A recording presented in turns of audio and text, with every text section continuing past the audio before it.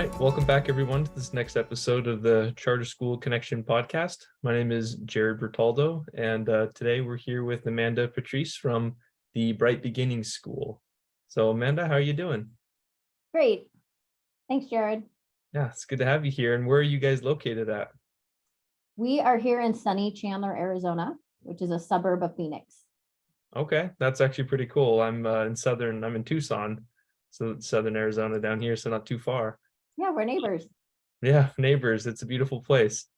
So starting out, I'd like to understand a little bit more about you, where you come from, and kind of how you found yourself into the educational field. Okay. Some of it's a little bit by accident. I always imagined myself a teacher. I just imagined myself a teacher a little bit later in life. You know, teachers are notorious for doing it because they love it and not because they make any money doing it. So I always imagined I might make money doing something fabulous somewhere and then become a teacher. But that's not really what life had in store for me. I think when you know that you are meant to be in education and a perpetual student, life just propelled me into it. So after I got my bachelor's degree in international business and Spanish, I was, sitting around family dinner, that's constant question. What are you going to do when you grow up? Came up and I just said, you know what? I don't know. I was already working at a bank, not necessarily loving it. And my brother just asked me, what would you do if you could do anything in the whole world? And I was like, well, of course I'd go back to school. I'd be a student, a professional student. And so being in education, I'm a professional student. I signed up to do my post-bac and got my teaching cert pretty much immediately after that. And then my very first job after I had my teaching certificate was at a charter school. And that's pretty much how I started in education and charter, in charters specifically. Okay, and so have you always just been in charter schools? Have you ever worked in any other kind of school? I have. So I taught, my first job was in charter schools. I taught at Gateway Early College High School here in Phoenix. It was a turnaround school. So we had 50% dropout, 50% attendance rate. And the chancellor of the college, it was situated on a community college campus, brought on a brand new principal. And she was charged with turning the school around. And so being part of the leadership team, I learned a lot there. I was there for 9 years. And then after that, I actually followed my principal to another charter school. So I taught at a couple different charter schools there. And then I also taught junior high in our local district school right by my house. So yeah, so I've been in both charters and public districts. Cool. Are there any like big differences you kind of saw between the two? Yeah, I taught in Chandler Unified School District. I absolutely loved it. I think it's a really well-managed district. And like most public schools between charters and districts, same thing. Great educators, people who actually are doing it because they love kids and they want to really help kids. The biggest difference I saw were things, at a teacher level, things like field trips were really difficult and kind of an act of God, even with a super supportive principal over at the district. Right. Because you're beholden to the district bus schedule, where I was very used to in charter school land, being able to get a couple of buses, or we had 15 passenger vans that I was able to drive at the community college. And so I was able to just take kids on field trips all of the time. And so what I loved about the difference of those charters is like really being able to blur the lines between the classroom and community a lot easier than I could at the district. District level, Chandler's a really big school district, and it's like just you're not quite as nimble as you are as some of the smaller charters. It's like trying to turn a battleship on a dime. You don't really do that. Yeah. Sounds like you have a much higher degree of freedom also operating as a charter school instructor, I guess. Yeah, I really did. But you know what? Even at Chandler Unified, I had quite a lot of freedom there too. a lot of autonomy. I think that's something that me personally, I'm really attracted to. And so no matter what school I'm at, I need quite a bit of autonomy. Yeah, yeah. Yeah. Do you enjoy being a principal? Do you ever miss like just being a teacher and leading a classroom? Oh yeah. I mean, you can take the teacher out of the classroom, but you can never take the classroom out of the teacher. My favorite thing, I love going into the classrooms all of the time. This semester, I taught a fourth grade lesson. I'll jump in and teach like little mini lessons here and there. I did one in second grade. I've done sixth grade. So anytime I can stop in and either teach, keep my skills a little fresh, or just be with the kids, that's my favorite part of the job, honestly. Yeah. Yeah.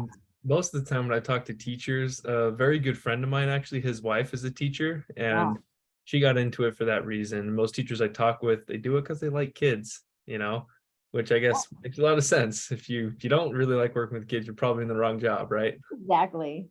Well, Exactly. that's really cool. Would you say there was anyone that inspired you to pursue this career? It sounded like you might have been close with your brother, but Sometimes outside of your family? I think sometimes the people we love know us better than we know ourselves. So I would say that really my family was a huge impetus for me. They were the catalyst. Yeah. Gotcha. All right. So in being in the role of a principal, I imagine you have to make a lot of like decisions for the school. You're a leader. When it Yeah. comes to hiring teachers, how do you find like quality teachers? What do you look for, and how do you retain them? Yeah. um, it's not a perfect science. Arizona's facing a huge teacher shortage. We have for a while now. So I wouldn't necessarily say I have it down to a perfect science at all, but you can't hire or fire yourself to perfection. So I don't look for a perfect teacher. Sometimes they walk in, but none of us are really perfect. We all have, areas that we like, areas of strength and areas of growth. The things that I really look for are an openness and a willingness to learn.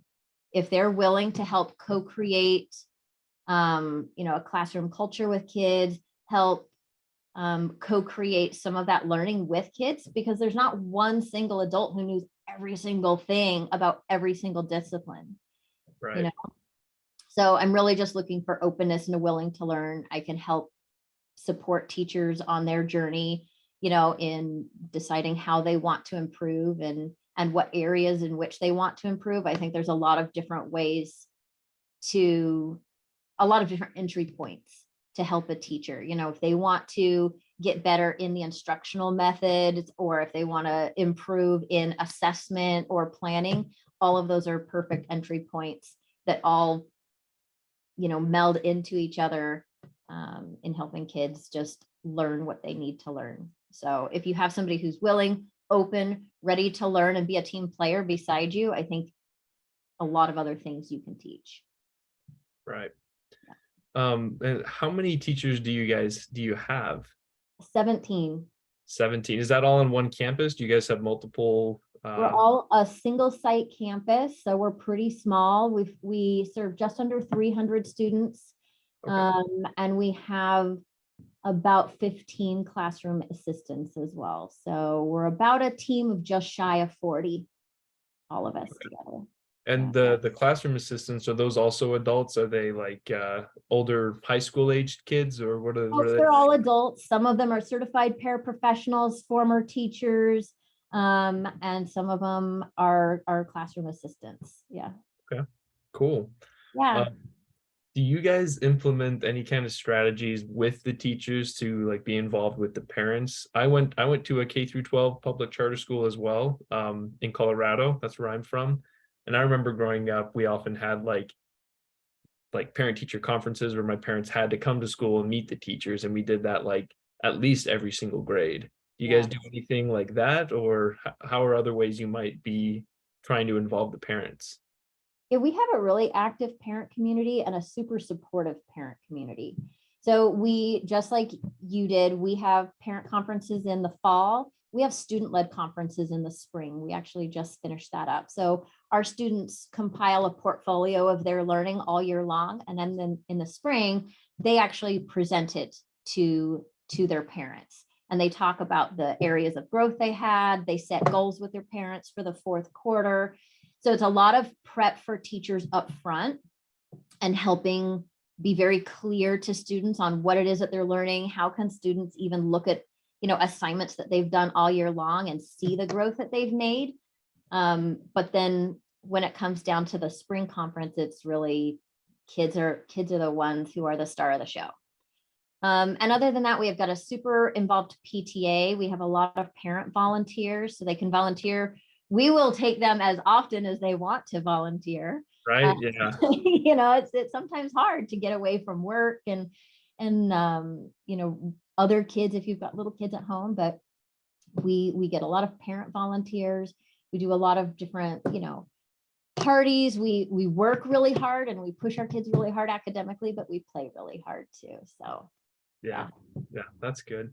And then just remind me, I looked up your guys' school a little bit, but what grades do you guys go through? Do you have a like elementary, middle, and high school, or? we don't, we really specialize in more early education. So we have a private pre-K and then we're K through 6. Okay. Yeah. And so that elementary, those grades are the 300 kids, right? Yep. Mm-hmm. That's pretty cool. Is Yeah. it broken up like 50 kids a class or fewer Just than that? about, yep, just about 50 kids a class. Yeah, one of the things I really liked about going to the charter school was it had a really good student to teacher ratio. When I got to college, big difference there. 400 kids in the classroom, big difference. Yeah, So our student to teacher ratio on average is about 1 to 15. So we always have aides in the primary classrooms, pre-K, kinder, first grade, second grade, and then every year we just look at our student demographics to decide, do we need aides in the other classrooms? So sometimes, if you've got, some years we've had 15 kids in 6th grade, we don't really need an aide with 15 capable 6th graders.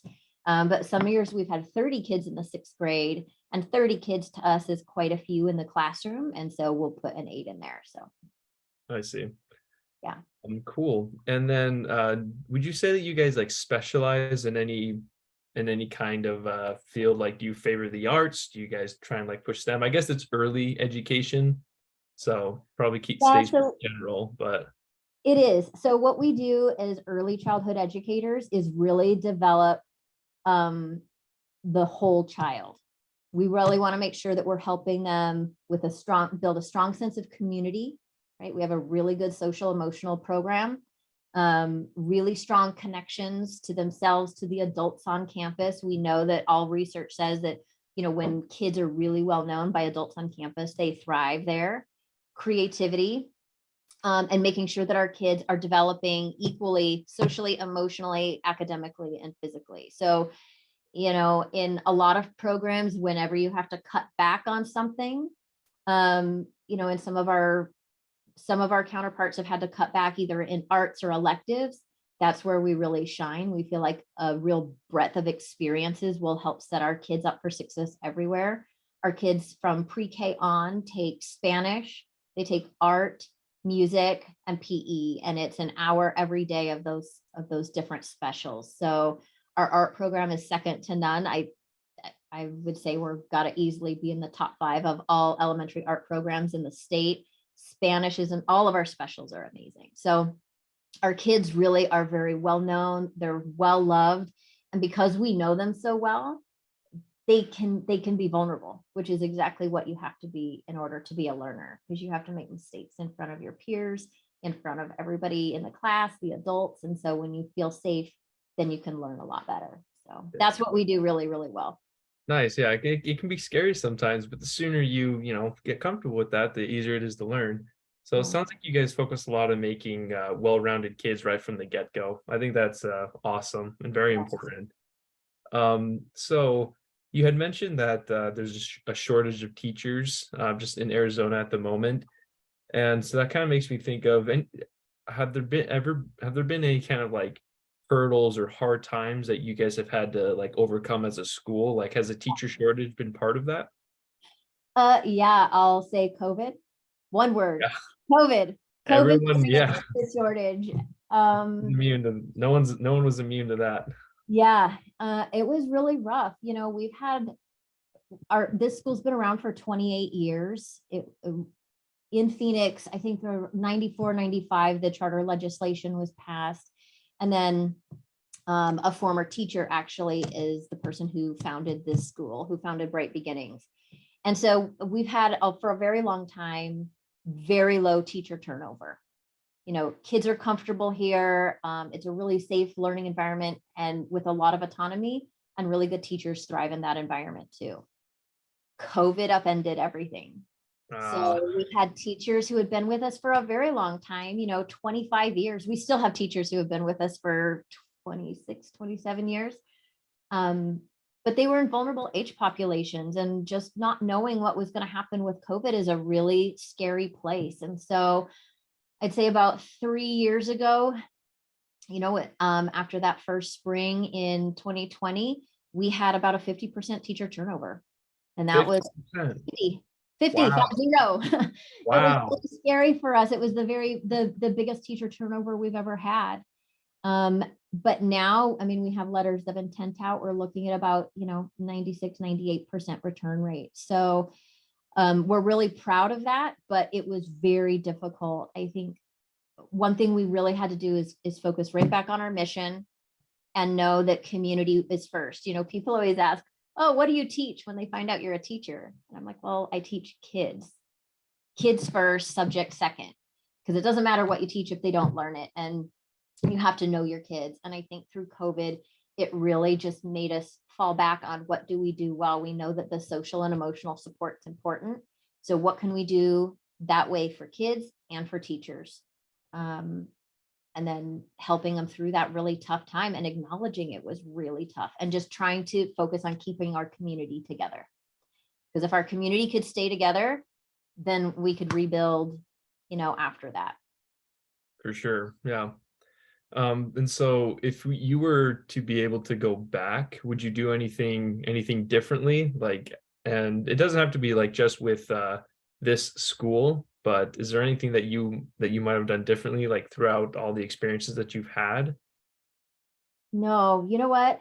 It's a really good question, but it's really hard because everything that I've done up until now has just brought me here. And I've learned so much from every single experience. I mean, COVID was really challenging, but I learned so much from that challenge, not only just on the power of like a really good team. I think that helped us because there wasn't one sole person in charge of making COVID decisions during that time. We had a task force of parents, teachers, administrators. So no, I just think that every single challenge teaches us a lot. In hindsight, there's always things that you go, okay, now going forward, I have learned from that, and I'm not going to do that. I'll do that differently. But when you're looking in hindsight, sometimes you don't have all of those pieces of information when you were making the decision in the moment. So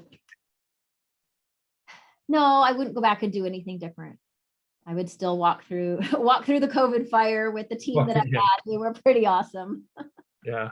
Well, I mean, the choices we make, it's what helps lead us to where we are now. And, we learn a lot from those experiences that we have. Yeah. But I always think it's valuable to ask that question just to see, like, because sometimes you do have the rare answer where it's like, I know I would have done something different, and that's kind of like the point of, you know, self-reflection, I guess. So for anyone that would be starting to lead, like becoming a new principal, such as yourself, or someone that would wanted to start their own charter school, what tips or pieces of advice would you say to them? Well, first I would say like it never gets easier. So just acknowledge it right up front. It doesn't get easier. Yeah. You just get stronger and more skilled. So it's kind of like working out. Working out never gets easier. But instead of, being able to work out with 15-pound dumbbells, now you can work out with 30 or 45. Like you get better, but the workout is a workout and it's still hard. So, being a teacher, being a principal, those things are still challenging. I would also say, make sure you find a mentor. I was very lucky with the relationships that I had to find an excellent mentor who I, the first couple of years I connected with every 2 weeks. Now we're sort of connecting every 3 to 4, but it, especially during the most challenging times, I think it's really important. There's a lot of emotional load and emotional burden that goes on to the principal, and you don't want to put that back onto your teachers, because that's what you're trying to save them from, right? They already have enough emotional load because they're carrying it for their classroom and their parents.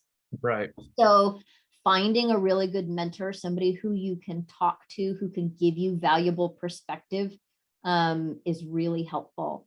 And then I'd also say both teaching and being a principal, anything in education, once you're in the job and in your own school, it can be really isolating. It can be really easy to be isolated. Charters don't have a big district. A lot of times we're the only one who does what we do. We're it.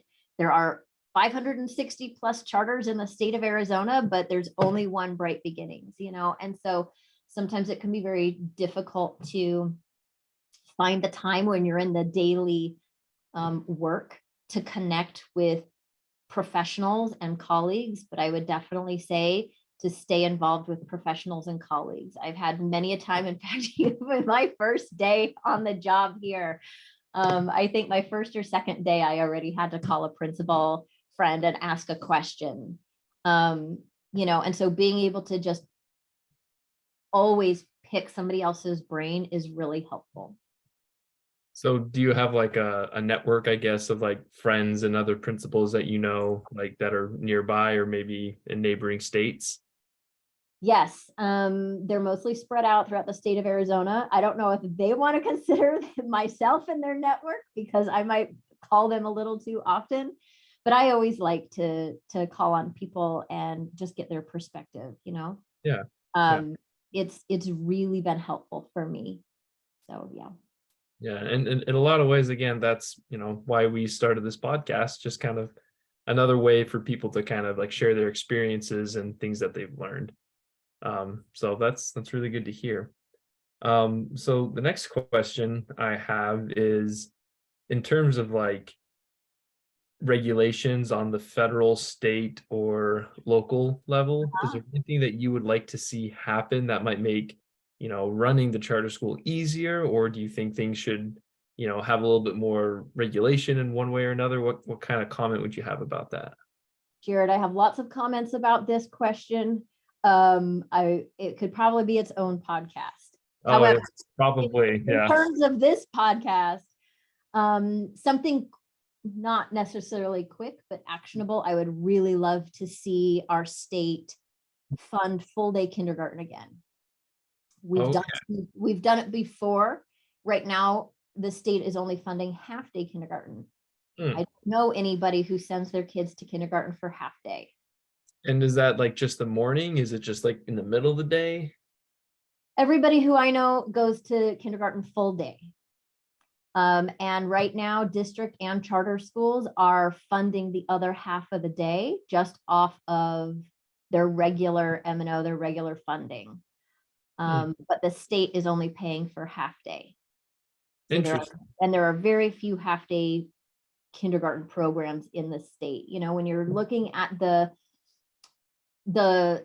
kindergarten standards and the real push to make sure that kids are learning how to read really, really well and be super strong readers, we need to fund full day kindergarten and make it an expectation that kids are going to school all day long, which they already are. It's just the schools are already are picking up that half a day slack. Right. And then I guess I would just say very generally that I would hope that our leaders continue to listen to practitioners, co-create legislation with practitioners, and not politicize schools. Politicizing schools, I feel like, is really detrimental to the parent teacher community relationships that we have to use in order to educate kids really well. we function better when we're working side by side with parents and not, and all community members, and keeping a lot of the politics out. I would like to see things that are legislated if they're necessary, but not over regulation and over legislation.